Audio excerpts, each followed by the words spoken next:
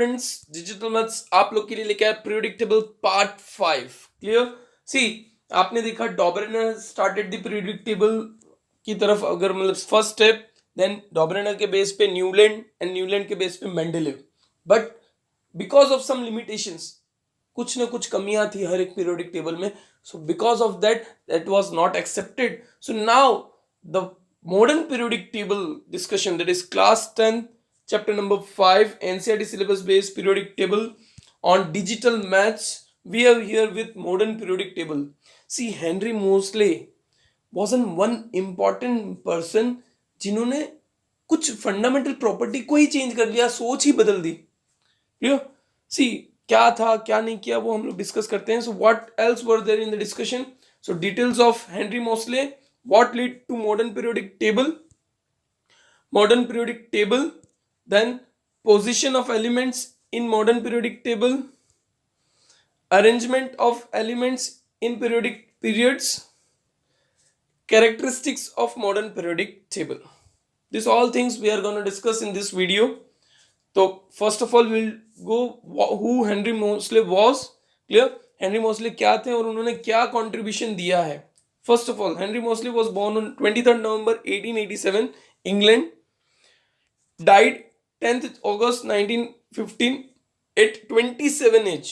सोचो कितनी कम उम्र में वो डेथ हो गई, लेकिन उन्होंने बहुत इंपॉर्टेंट चीज उन्होंने दी थी। So education, Trinity college, university of Oxford, university of Manchester, known for atomic number and Moseley's law. देखो 27 की एज, सोचो 27 की एज में वो डेथ भी हो गए, उन्होंने बहुत सारी डिस्कवरीज भी कर ली। So what was the main contribution, clear, जिसके बारे में हम डिस्कशन करने वाले हैं। See, what lead to modern periodic table. So Henry Moseley जो थे, उन्होंने एटॉमिक नंबर को ढूंढा और उन्होंने बताया कि एलिमेंट्स की जो फंडामेंटल प्रॉपर्टी है दैट इज एटॉमिक नंबर। सो जो अब तक डॉबनर्स या फिर न्यूलैंड्स और Mendeleev, they were going on the path of atomic mass, वो एलिमेंट्स को एटॉमिक मास के ऊपर अरेंज करने की कोशिश कर रहे थे। और जैसे ही हेनरी मोस्ले ने नया सा एक पुश दिया एटॉमिक नंबर का, जो Z से डिनोट होता है, तो वहां पे सब लोग सोच में पड़ गए कि फंडामेंटल प्रॉपर्टी एटॉमिक नंबर है तो उसका लॉ चेंज होगा, सब कुछ चेंज होगा, पूरा मॉडर्न पीरियोडिक टेबल की थिंकिंग चेंज होगी। सो based on that, how it was, as Henry Moseley stated, atomic number of an element is the fundamental property that its atomic mass.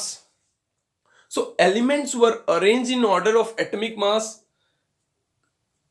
atomic number, the elements, उसके बाद जो atomic mass पे जो arrange था उसको गलत करके atomic number पे अरेंज किया गया and was known as modern periodic table. Clear? Not on atomic mass, it was arranged on atomic number, so it was known as modern periodic table. Modern periodic table and modern periodic law can be stated as follows. Properties of elements are a periodic function of their atomic number. पहले क्या था? atomic mass. But जैसे ही Henry Mosley ने fundamental property atomic number को बताया, clear, atomic number was the fundamental property, not atomic mass. So property of law change, properties of elements are in periodic table or periodic function of atomic number. Clear?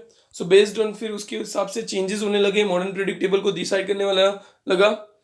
The atomic number gives us the number of proton in the nucleus of an atom and this number increases by 1 in going from one element to the next element. Atomic number क्या बताता है? Number of protons present in the element. So जैसे ही next element पे जाते हैं तो वो 1 से इंक्रीज होता है। सो ये एक परफेक्ट, बोल सकता हूँ, परफेक्ट क्राइटेरिया देता है, क्लासिफिकेशन देता है कि हाँ +1 हुआ, एटॉमिक नंबर जैसे 1 है, hydrogen 2, helium 3, lithium. So 1 by 1 each element का number, atomic number properly defined हो जाता था। एटॉमिक मास में वास्ट डिफरेंस होता है, बट एटॉमिक नंबर सीक्वेंस में चलता। So this was the main what lead to the modern periodic table. Then how modern periodic looks. So modern periodic table जो अभी वाला है, which includes 118 elements, from which 94 elements are naturally occurring, जो naturally environment में मिल जाते हैं, बाकी जो है रिएक्शन या प्रोडक्ट की वजह से मिलते हैं। So this are the 118 elements, these are 94 elements which are naturally occurring, and these are the rest elements, those has to be found with the reaction and all. Clear? So modern periodic table इस तरह से arrange होता है। Clear? Now details हम लोग देखते हैं कि मॉडर्न पीरियोडिक टेबल्स के साथ साथ में उसके क्या पोजीशन ऑफ एलिमेंट्स कैसे डिसाइड हुए, कि किस तरह से हुआ। The modern periodic table has 18 vertical column known as group and 7 horizontal rows known as periods.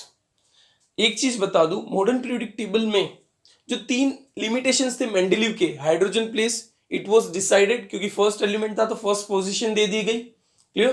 Then isotopes, अब एटॉमिक नंबर के बेस पे अगर हम लोग कर रहे हैं और आइसोटॉप्स तो क्या सेम एटॉमिक नंबर होते हैं, क्लियर. सो आइसोटॉप्स की प्रॉब्लम सॉल्व हो गई.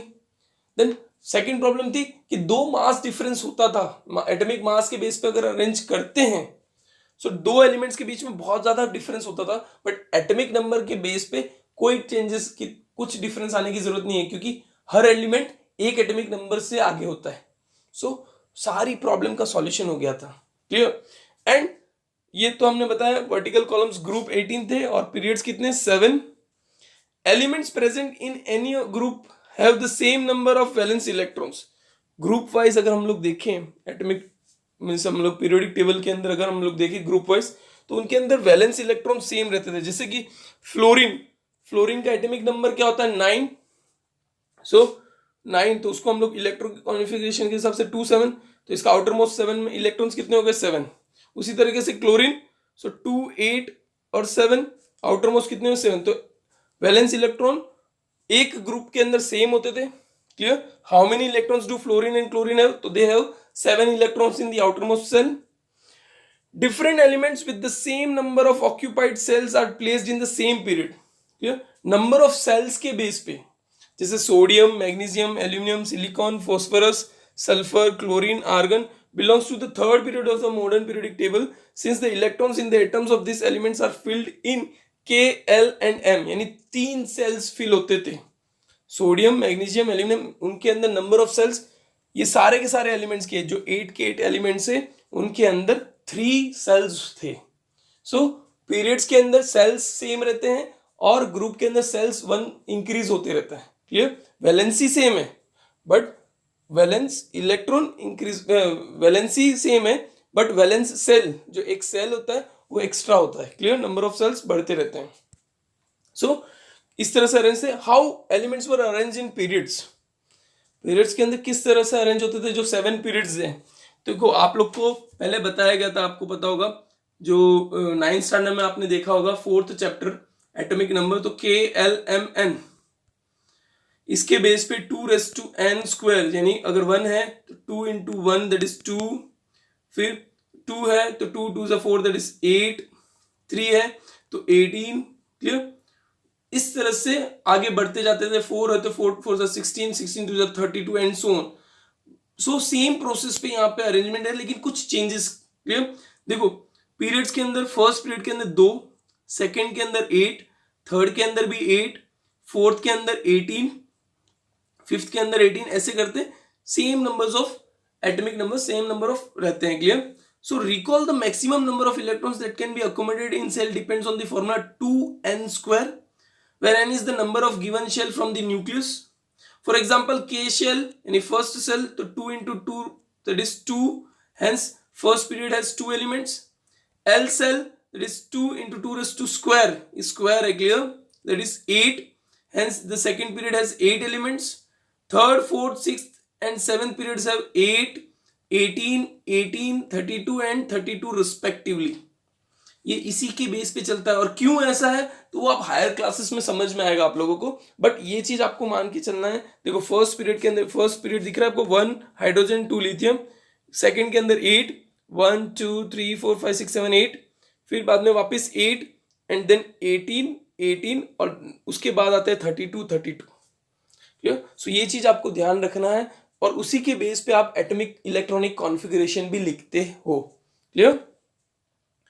Then characteristics of modern periodic table. So modern periodic table की कैरेक्टरिस्टिक्स 3 चीजों के बेस पे थी.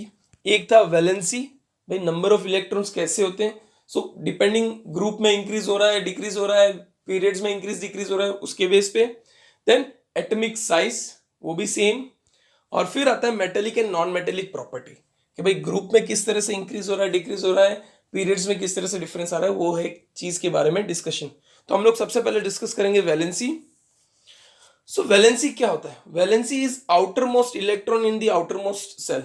नंबर ऑफ इलेक्ट्रॉन्स जो होते हैं वैलेंसी में, यानी नंबर ऑफ इलेक्ट्रॉन्स या outer most electron in the outer most shell, कितने इलेक्ट्रॉन्स प्रेजेंट होते हैं वो उसके ऊपर होता है वैलेंसी। सो देखो अगर आप चेक करोगे, नॉर्मली जस्ट एग्जांपल देखते हैं, फर्स्ट के अंदर hydrogen, lithium, sodium, potassium, rubidium और अनिदिन। सो हाइड्रोजन के अंदर आउटर मोस्ट सेल में 1, लिथियम के अंदर 2 और 1 यानी 1, सोडियम के अंदर 2, 8 और 1, पोटेशियम के अंदर 2, 8, 8, 1 यानी सबके अंदर आउटर मोस्ट वैलेंसी सेम रहती है, सेम। सो ग्रुप के अंदर यानी टॉप टू बॉटम अगर हम लोग जाते हैं तो वैलेंसी सेम, ठीक है। अब हम लोग ऐसे जाते हैं, सपोज हाइड्रोजन में 1, लिथियम हीलियम के अंदर 2, सो इंक्रीज हुई। फिर अगर हम लोग लिथियम के अंदर देखें तो 2, 1, बेरिलियम के अंदर 2, 2 मीन्स 1 यहाँ पे 2, फिर बोरोन यानी 2, 3 यानी 3 हुआ। So left to right valency increase हो रही है और ग्रुप में वो सेम टू सेम रह रही। So in group that is from top to bottom valency remain same, in period that is from left to right valency increases by 1। So top to bottom valency same, dash दिया हुआ है mean same, और left to right valency increases. ये चीज आपको याद रखनी है कि इंक्रीज हो रहा है, बढ़ रहा है, left to right valency increase हो रही है। Now atomic size, atomic size radius of an atom उसको बोलेंगे। पीरियोडिक टेबल के हिसाब से देखो इसमें एक सेल होता है, फिर नीचे जाओगे तो 2 सेल्स, नीचे 3, 4 ऐसे नंबर ऑफ सेल्स बढ़ रहे हैं, और नंबर ऑफ सेल्स बढ़ेंगे तो एटॉमिक साइज ऑब्वियस सी बात है इंक्रीज होगा। क्लियर? आपको पता हो तो हाइड्रोजन का एटॉमिक साइज जो है 37 pm, that is picometre. Picometre मतलब होता है 10⁻⁻12, 37 pm that is 37 into 10⁻⁻12 metre, ये होता है हाइड्रोजन का रेडियस। सो धीमे धीमे ग्रुप में अगर देखो टॉप टू बॉटम तो radius of an atom increase होगा, 1 by 1 इंक्रीज बढ़ता जाएगा। क्लियर? और पीरियड में क्या होता है, जैसे लिथियम में वैलेंस इलेक्ट्रॉन 1 है, बेरिलियम में 2 है, बोरोन में 3 है, कार्बन में 4 है, नाइट्रोजन में 5 है, ऑक्सीजन में 6 है। तो नंबर ऑफ इलेक्ट्रॉन्स जैसे जैसे बढ़ते हैं ना, तो न्यूक्लियर फोर्स, न्यूक्लियर चार्ज बढ़ता है, और न्यूक्लियर चार्ज बढ़ने की वजह से वो नंबर ऑफ इलेक्ट्रॉन्स ज्यादा होंगे तो वो उसको अपनी तरफ खींचते हैं, तो उनकी साइज जो है वो और छोटी हो जाती है पीरियड्स में, means from left to right. Top to bottom size बढ़ रही है, left to right size reduce हो रही है, ये याद रखना। तो radius of hydrogen is 37 picometre. In group that is from top to bottom atomic size increases due to increase in number of shells, मैंने बताया। Then in period that is from left to right atomic size decreases due to nuclear charge increases on the outermost electron. जितना ज्यादा number of electrons होंगे उतना ज्यादा strong force होगा nucleus का। सो nuclear charge increase होता है तो उसकी साइज डिक्रीज होती है, एटॉमिक रेडियस कम होता है। So top to bottom valency नहीं, एटॉमिक साइज इंक्रीजेस, और left to right atomic size decreases. ये चीज याद रखना, वैलेंसी नहीं, एटॉमिक साइज की बात हो रही है अभी। देन आता है हमारा क्या, metallic and non metallic property. अब पीरियोडिक टेबल अगर आप देखते हो तो सारे के सारे जो लेफ्ट साइड में है वो सारे के सारे मेटल्स हैं, और राइट साइड में सारे के सारे नॉन मेटल्स हैं, जैसे helium, neon, argon, krypton, fluorine, chlorine, bromine, इनॉल, ऑक्सीजन, सेरिलियम, नाइट्रोजन, फॉस्फोरस। और बीच में आप देखोगे तो देखो सिलिकन, जर्मेनियम, एल्यूमिनियम, आर्सेनिक, ये सब जो है नॉन मीन्स मेटलॉइड्स है, मेटल्स और नॉन मेटल्स दोनों में आते हैं, तो मेटलॉइड्स बोलूंगा मैं उनको।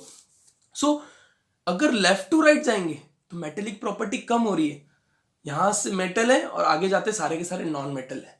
सो left to right metallic property decreases. और अगर ग्रुप में देखें सो देखो हीलियम, लिथियम, सोडियम, पोटेशियम, या फिर बेरिलियम, मैग्नीशियम, कैल्शियम, सीरियम, तो फ्रॉम ग्रुप में top to bottom metallic property बढ़ रही है, increases. So वही चीज, as we can see the metals like sodium and magnesium are towards the left hand side of the periodic table, while the non-metals like sulfur and chlorine are found on the right hand side. And in middle we have silicon, which is classified as semi-metals or metalloids because it exhibits some properties of both metals and non-metals. So इनके base पे metallic और non metallic property जो मैंने बताया period wise वो decrease होता है, from left to right it decreases. Metallic property decrease हो रही है, नॉन मेटेलिक प्रॉपर्टी इंक्रीज होती है. सो as the effective nuclear charge acting on the valence shell electrons increases across a period, the tendency to lose electron will decrease. यानी जैसे जैसे force increase हो रहा है तो इलेक्ट्रॉन वो लूज करना नहीं सकते. whereas down the group the effective nuclear charge experienced by valence electron is decreasing.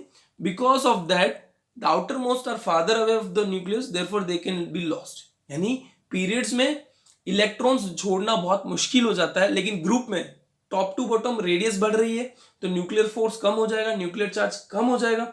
सो वो आराम से एलिमेंट्स दे सकते हैं. और आपको पता है जो इलेक्ट्रॉन्स दे सकते हैं वो स्ट्रॉन्ग मेटल्स होते हैं, और जो इलेक्ट्रॉन दे नहीं पाते they are non metals.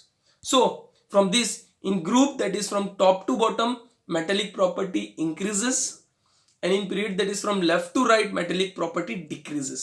So top to bottom metallic property increases and left to right metallic property decreases. Clear? So this was all about the chapter number 5. आपके सारे के सारे पार्ट्स कंप्लीट होते हैं. टेस्ट के रिगार्डिंग हर एक part का test होगा, सो वो ध्यान रखना है. Clear? So thank you very much. You also learn and let others learn. So thank you very much. और कोई डाउट हो आराम से पूछ सकते हो. Clear? Thank you.